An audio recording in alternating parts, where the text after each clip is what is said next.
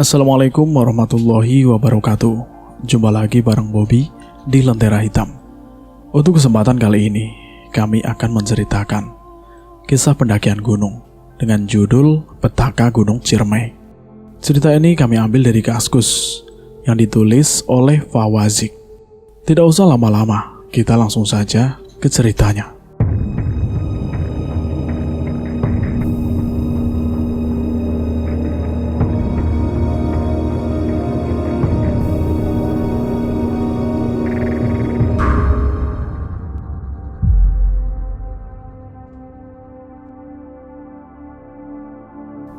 Hari itu saya dan sepupu saya, Andrian, berencana mendaki Gunung Ciremai untuk pertama kalinya setelah sebelumnya kami mendaki Gunung Salak dan Gunung Sumbing.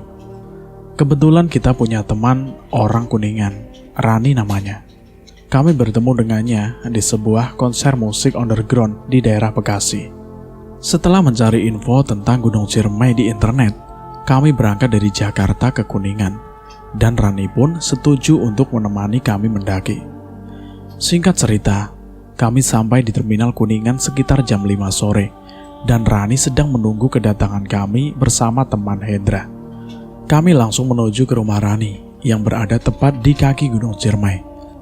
Tapi lucu, meski tinggal di kaki Gunung Ciremai, Rani dan Hendra belum pernah mendaki Gunung Ciremai sama sekali. Mungkin karena mereka bukan pendaki seperti kita. Setelah puas ngobrol lama, kami memutuskan untuk memulai pendakian tanpa mengucapkan selamat tinggal kepada Ibu Rani. "Ayo, kita langsung berangkat saja sekarang," ajak Rani kepada kami. Tapi lo gak izin dulu sama ibu?" tanya aku kepada Rani. "Ibu udah tahu kok. Santai saja. Dia sedang di masjid sekarang," jawabnya Rani. Kami pun pergi ke pos perizinan terdekat. Tapi Hendra menyarankan agar kita tidak perlu pergi ke pos perizinan dengan alasan bahwa dia adalah agen bola warga desa di sini. Aku dan Andrian akhirnya dipatuhi. Saya mengeluarkan kompas sebagai patokan yang menunjukkan puncaknya di timur. Hendra mulai menuntun rombongan melewati lapangan warga dan menembus hutan pinus yang dipenuhi semak-semak yang ditebas Hendra menggunakan parang yang dibawa dari rumah Rani dan langsung tembus ke jalur utama melalui Palutungan, tepatnya sebelum menuju pos 3 Pangguyangan Badak dan terus berlanjut naik ke pos 4. Setelah menemukan lahan datar, kami memutuskan untuk membuka tenda di sekitar pos 4. Setelah minum dan makan snack, kami memutuskan untuk tidur. Tapi karena tenda yang kami bawa hanya cukup 2 orang, akhirnya saya dan Hendra memutuskan untuk tidur di depan tenda. Sayangnya mata saya belum tertutup. Saya melihat jam di tangan saya menunjukkan pukul 00.30. Saya memutuskan untuk duduk dan menyalakan rokok. Saya melihat Hendra yang telah memasuki tanah impian yang ditandai dengan mendengur, dan tiba-tiba terdengar seperti orang yang sedang berjalan di semak-semak di depan saya. Tiba-tiba aku merinding dan menyorot semak-semak itu dengan senter. Terlihat seorang nenek berkebaya yang sedang membungkuk sambil berjalan memakai tongkat ke arahku. Segera saya melemparkan rokok dari tangan saya dan masuk ke dalam tenda untuk membangunkan Andrian. Kita bertukar posisi, saya di dalam tenda dan Andrian di luar. Tapi saya tidak mengatakan bahwa saya baru saja melihat nenek itu. Pagi hari pun tiba. Setelah sarapan pagi, kami melanjutkan perjalanan ke puncak. Tapi tidak ada pendaki yang kami temui dalam perjalanan menuju puncak. Mungkin karena hari itu adalah hari bandar bola kerja. Akhirnya sekitar 6 jam perjalanan kami sampai di puncak dan tidak ada pendaki lain sama sekali. Kira-kira setengah jam di puncak, maka ada satu rombongan dari Bandung berjumlah 6 orang yang bergabung dengan kami dan berkenalan. Di tengah obrolan, saya bertanya tentang keberadaan bunga Edelweiss di gunung ini. Dan setelah dijelaskan, kami bergegas pergi ke ladang Edelweiss saat mereka turun. Sampai kita berada di lapangan Edelweiss, Rani dan Hendra adalah pertama kalinya yang melihat bunga itu. Hendra dan saya juga dengan sotoy menjelaskan tentang bunga Edelweiss dan semua mitosnya. Pas di lapangan Edelweiss, Kami melanjutkan perjalanan sampai sekitar pukul 15. Kami sampai di persimpangan Linggarjati dan Palutungan. Kami menempuh jalan menuju Palutungan. Sampai hari mulai gelap, kami belum menemukan jalur yang kemarin kami lewati. Kami belum mempedulikan kejanggalan ini karena kami pikir jalur utama via Palutungan masih jauh. Sekitar pukul 19, kami memutuskan untuk membuka tenda dan kemudian melanjutkan perjalanan keesokan harinya.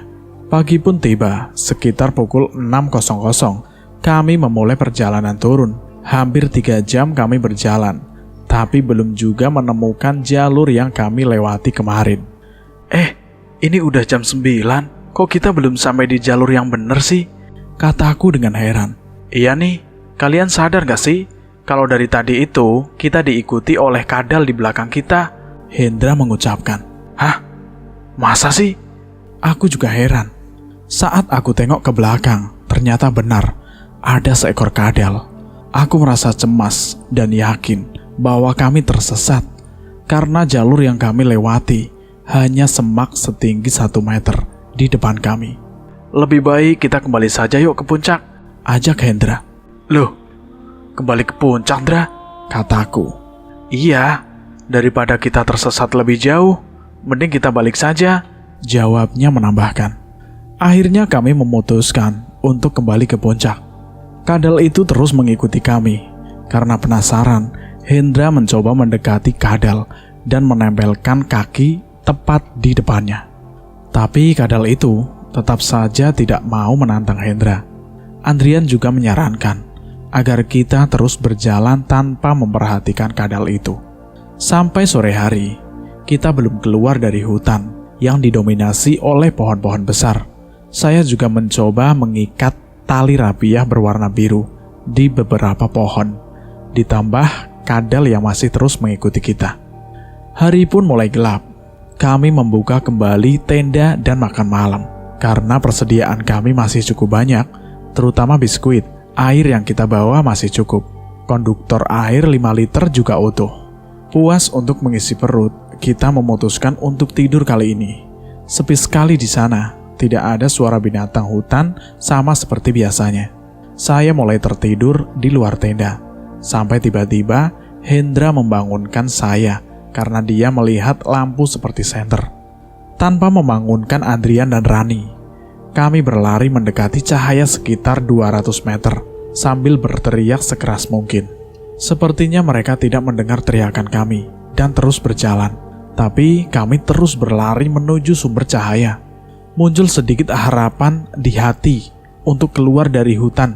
Alih-alih bantuan yang kita dapatkan, Hendra justru jatuh ke dalam jurang sedalam 3 meter. Yang lebih mengejutkan lagi, sekitar 10 meter dari lubang ini, ternyata ada jurang yang sangat dalam. Itu artinya, cahaya panjang yang mirip seperti sorot lampu senter itu tidak bersumber dari manusia, karena sumber cahaya itu mengapung melalui ngarai. Seandainya Hendra tidak jatuh ke dalam lubang, mungkin kami berdua telah memasuki jurang, karena mencoba mengejar sumber cahaya itu. Saya bergegas kembali ke lubang di mana Hendra terjatuh, kemudian mencoba menolongnya. Untung dia tidak mengalami luka yang serius. Tunggu di sini sebentar ya, Hendra. Aku mau ambil tali ke tenda, kataku. Oke, jangan lama-lama ya, Hendra menjawabnya. Aku kembali ke tenda untuk membangunkan Andrian dan mengambil tali anyaman. Akhirnya Hendra bisa kita angkat, tapi sayangnya pinggul Hendra robek sekitar 5 cm. Saya dan Andrian segera merangkul Hendra menuju ke tenda dan segera mengeluarkan alat bantu pertolongan untuk merawat luka di pinggul Hendra. Belum selesai merawat luka Hendra, tiba-tiba Rani terbangun dan menjerit histeris dengan mata yang melotot. Namun suaranya terdengar seperti suara nenek dengan bahasa Kuningan yang menurut Hendra, dia bilang, "Ngapain kalian semua ada di sini?" Kami bertiga minta maaf dan meminta neneknya keluar dari tubuh Rani. Tapi Rani masih berteriak, sesekali tertawa terbahak-bahak. Kita membaca doa yang kita hafal, tapi tidak menunjukkan adanya perubahan. Karena saya kesal, Saya sampaikan kepada Andrian dan Hendra untuk menahan Rani dengan kencang, dan saya menduduki kedua kaki Rani dan menggigit ibu jari Rani. Teriakan Rani perlahan mulai melemah, hingga akhirnya sadar sepenuhnya. Saya segera memberinya minuman, dan Rani mengatakan kepada saya bahwa dia mimpi membawa seorang nenek-nenek ke sebuah tempat di dalam gua. Kami semua mulai panik dan mengira kami tidak akan keluar dari hutan aneh itu. Pukul jam 2, saya memutuskan untuk sholat tahajud. Jujur, sebelumnya sholat wajib pun saya jarang kulakukan. Ketiganya juga ikut sholat dengan wudhu di dirigen yang kita bawa. Kami berdoa semoga bisa keluar dari hutan ini, dan jika harus mati, kita pun pasrah. Atmosfer menjadi dingin saat kita berempat tanpa sadar meneteskan air mata. Setelah berdoa, kami memutuskan untuk pergi tidur dan melanjutkan perjalanan esok hari. Pukul jam 8 pagi, kami bertiga terbangun, kecuali Hendra yang masih tidur. Saat Andrian menyentuh tubuh kepala Hendra, terasa sangat panas. Mungkin itu karena luka di pinggulnya.